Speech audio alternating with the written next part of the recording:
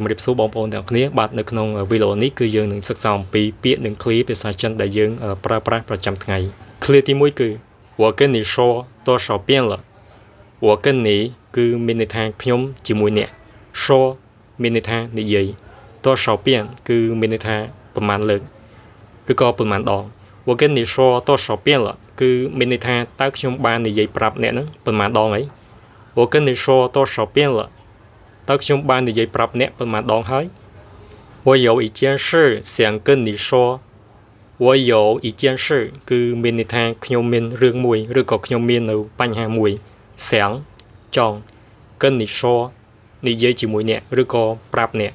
我有一件事想跟你说គឺមានន័យថាខ្ញុំមានរឿងមួយចង់និយាយប្រាប់អ្នក我有一件事想跟你说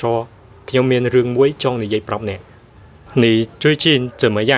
នេះគឺមានន័យថាអ្នកជួយជិនមានន័យថាថ្មីនេះ怎么样ដូចម្ដេចឬក៏យ៉ាងដូចម្ដេច你最近怎么样គឺមានន័យថាតើពេលថ្មីនេះអ្នកយ៉ាងដូចម្ដេចដែរឬក៏តើពេលថ្មីនេះអ្នកសុខសប្បាយឬទេ你最近怎么样តើពេលថ្មីនេះអ្នកសុខសប្បាយឬទេ挺好的挺គឺមានន័យថាណាស់好ល្អ挺好的មានន័យថាល្អណាស់挺好的ល្អណាស់怎么回事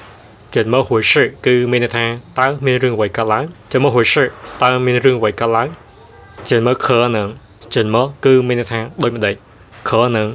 ដែលអាចទៅរួច怎么可能គឺមានន័យថាតើអាចទៅរួចយ៉ាងដូចម្ដេច怎么可能តើអាចទៅរួចយ៉ាងដូចម្ដេច别放弃别គឺមានន័យថាកុំឬក៏ឈប់放弃គឺមានន័យថាបោះបង់别放弃មានន័យថាកុំបោះបង់别放弃កុំបោះបង់祝你好运祝你គឺមានន័យថាសូមជូនពរអ្នក好运សំណាងល្អ祝你好运គឺមានន័យថាសូមជូនពរអ្នកសំណាងល្អ祝你好运សូមជូនពរអ្នកសំណាងល្អ没关系没关系គឺមានន័យថាមិនអីទេ没关系មិនអីទេ你真好你គឺមានន័យថាអ្នក真ពិតជា好ល្អ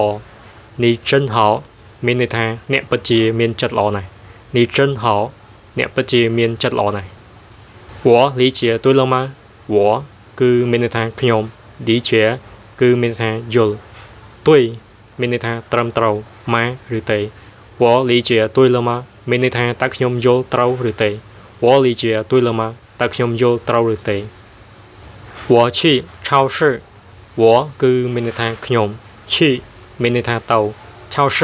ផ្សារទំនើប我去超市មានន័យថាខ្ញុំទៅផ្សារទំនើប我去超市ខ្ញុំទៅផ្សារទំនើបបាទសម្រាប់វីដេអូនេះគឺបានបញ្ចប់ហើយខ្ញុំសង្ឃឹមថាវីដេអូនេះនឹងមានជាប្រយោជន៍សម្រាប់បងប្អូនទាំងអស់គ្នាដែលកំពុងរៀនភាសាចិនបាទហើយបាទសូមអរគុណច្រើនបងប្អូនទាំងអស់គ្នាសម្រាប់ការទស្សនានៅវីដេអូមួយនេះហើយនឹងចាំជួបគ្នានៅវីដេអូបន្តទៀតបាទសូមអរគុណ